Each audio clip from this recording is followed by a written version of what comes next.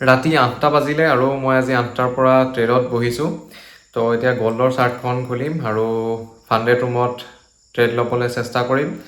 কালি যিহেতু মই 12টাৰ পৰা এটালৈকে আছিলোঁ, তো তেতিয়া মোৰ ছাইডৱেজ আছিল, একো মুভমেণ্ট পোৱা নাছিলোঁ। আৰু সৰু এটা মানে পইণ্ট স্কেল্প কৰিম বুলি ভাবিলেও কৰিব নোৱাৰোঁ, যিহেতু ইয়াত 1 মিনিটত ট্ৰেড কাট কৰি দিলে মানে একো নহ'ব, মানে ঠিক আছে, সেইটো কাউণ্টে নহয়।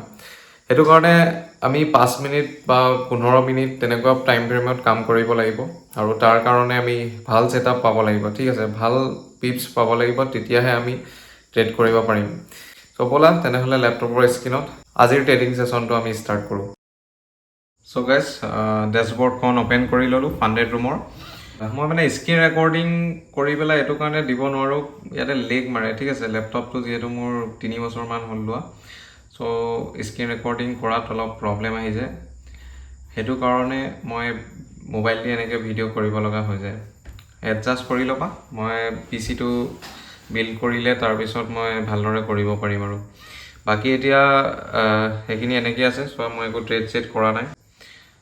অ' গাইজ, কি ক'ম, এইটো দেখি কেনেকুৱা লাগিছে? মোৰতো বহুত বেয়া লাগিছে। এইটো কি হ'ল? এইটোতো ভাবাই নাছিলোঁ। আৰে আৰে, এইটো সঁচাই, এইটো মানে ৰিয়েকশ্যনটো কমেণ্ট কৰি দিবা। কি ক'ম, সেইটো চোৱা, অলপ আগত যদি মই আহি গ'লোঁ 7টা বজাত আহিও আজি মানে নহ'ল কাম। 6টা মানতে চাগে এইটো মোক বাঢ়িছিল নেকি। ইছ, এইটো চোৱা ভালদৰে, বেয়াই লাগি গ'ল। 8টা বজাত আহিছিলোঁ ভাল মোক পাবলৈ, আৰু বেছি ফল কৰি দিলে গ'লে। এইটো যোনটো পইণ্ট মাৰ্ক কৰি থোৱা আছিলে সেইখিনি টাচ কৰি তললৈ আহি গ'ল। একো নাই, হ'ব। নেক্সট এতিয়া চাওঁ হায়াৰ টাইম ফ্ৰেমত অকণমান কি হৈ আছে।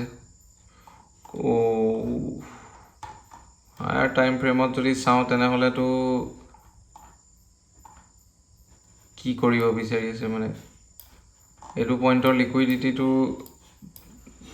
লৈ পেলাই ওপৰত যাব নে আৰু তলত যাব, নে কিবা নিউজ চলি আছে? মই একচুৱেলি গম নাই পোৱা, মই নিউজটো চেক কৰা নাই, ঠিক আছে।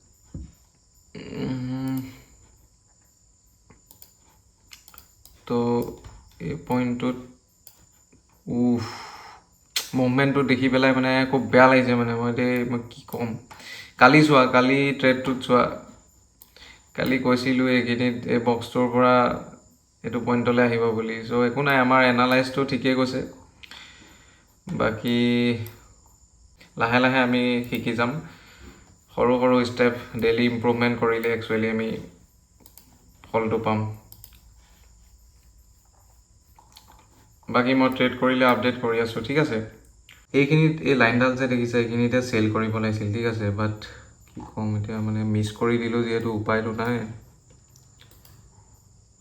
কিন্তু তলৰ আমি পুল বেক এটা যদি আহে এনেকৈ, তেনেহ'লে এণ্ট্ৰি কৰিব পৰা যাব ধুনীয়াকৈ বাৰু। বাট মই একচুৱেলি চাওঁ আৰু হায়াৰ টাইম ফ্ৰেমত ক'লৈকে যাব পাৰে, ঠিক আছে। বৰ্তমান এইটোতো ব্ৰেক কৰি বহুত তলত আহি গ'ল, আৰু চাওঁ ক'ত কি আছে।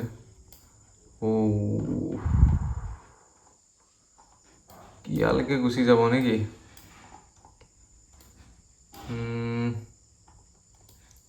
এইটো পইণ্টলৈকে যদি আহি যায় তেনেহ'লেতো এতিয়াও ধৰা আমাৰ ট্ৰেডটো চলি যাব, ইমান কেছ নাই। বহুত তলত আছে।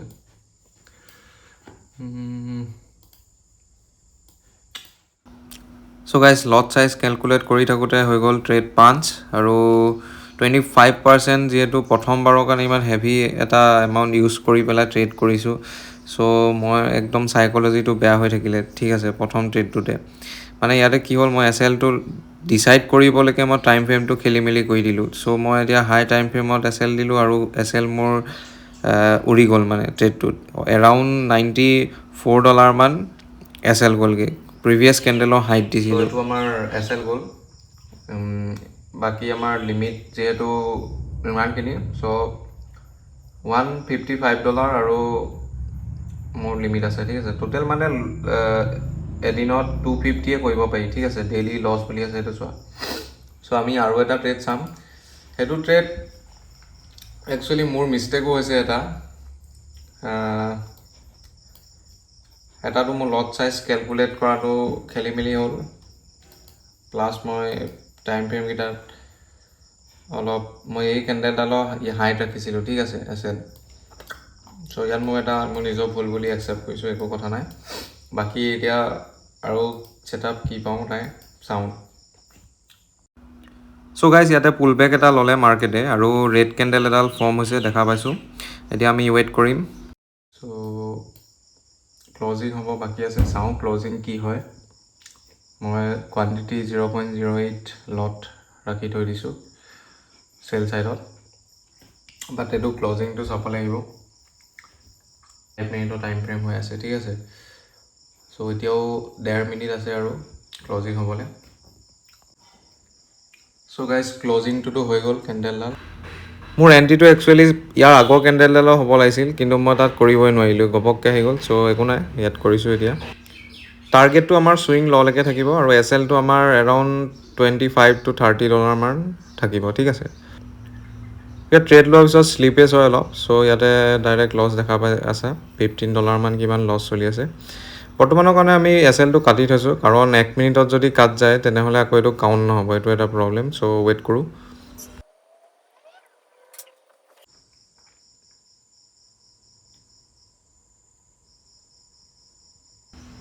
চ' আমাৰ ট্ৰেড ৰানিঙত আছে, প্ৰফিট $40 হৈ গ'ল, $50 তেনেকৈ চলি আছে। চুইং ল'লৈকে ধুনীয়াকৈ আমি টাৰ্গেটটো এচিভ কৰিব পাৰিলে আমাৰ আজিৰ 2 নম্বৰ ট্ৰেডটো উইনত যাব। বাকী অভাৰঅল আমি মাইনাছতে থাকিম বাৰু, একো কথা নাই। ফাৰ্ষ্টটো মোৰ মিষ্টেক, একচুৱেলি নকৰোঁ নেক্সট টাইম তেনেকুৱা। চ' গাইজ যোনটো নেকি দেখা পাইছিলে 98 আছিলে, তো আমি $33 মাইনাছলৈ লৈ আহিলোঁ, ঠিক আছে। আমাৰ টাৰ্গেট দি দিলে যোনটো ট্ৰেড ছেকেণ্ড ট্ৰেডটো লৈছিলোঁ। বাকী একো নাই, আজি এইটো হ'ল $33।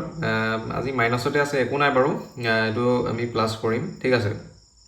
মোৰ মানে অলপ কনফিউজিং হৈ গৈছিল ফাৰ্ষ্ট ট্ৰেডটো লওঁতে, অলপ মোৰ মিষ্টেক, ঠিক আছে। বাকী PNL চোৱা -0.67% হয়, একো চিন্তা কৰিব লগা একো নাই, ঠিক আছে। চ' যোনটো ষ্টাৰ্টিং বেলেঞ্চ আছিল ইমান আছিলে, আৰু আমি বৰ্তমান প্ৰথম ট্ৰেডটো লছ কৰা হৈছে, ছেকেণ্ড ট্ৰেডটো আমি উইন কৰি ইমান কৰি দিলোঁ, একো কথা নাই। এইটো আমাৰ এটা ট্ৰেড ল'লে গুচি আহিব। চ' আজি মই ট্ৰেডটো কৰি অলপমান বুজি পালোঁ এইটো প্লেটফৰ্ম মানে ইউজ কৰিবলৈ, ঠিক আছে। কেনেকৈ কি লট চাইজ কি হয় নহয় সেইখিনি কথা মই গম পালোঁ, যিহেতু মই ট্ৰেড কৰা নাছিলোঁ। চ' মই অলপ খেলি মেলি লাগি আছিল। এতিয়া প্ৰথম ট্ৰেডটোত লোৱাৰ পিছতে মই বুজিলোঁ কথাটো। চ' ছেকেণ্ড ট্ৰেডটো আমি ধুনীয়াকৈ টাৰ্গেটটো হিট কৰিলোঁ, আমি প্লাছ কৰিম কাইলৈ, অ'কে। ভাল ছেটআপ খালি পালেই হ'ল। বাকী টাইমটো মই ভাল টাইমে ইউজ কৰি, এতিয়া টাইম চোৱা 9টা বাজিব হৈছে। চ' মই ভাল টাইমতে আহিছোঁ একচুৱেলি। আৰু অলপ যদি আগত আহিলোঁ হয় তেনেহ'লে আমাৰ আজি এইটো $33 যোনটো মাইনাছ আছে, এইটো এটলিষ্ট $150 মান প্ৰফিটত থাকিল হয়, ঠিক আছে। কিন্তু একো কথা নাই, কাইলৈ মই পাৰিলে আৰু অলপ সোনকালে ট্ৰাই কৰিব চাম। 7টা মানৰ পৰা 9টা মানলৈ বা 10টা মানলৈ আমি বহিম। বাকী ইমানেই আজিলৈ, লগ পাম নেক্সট ভিডিঅ'ত।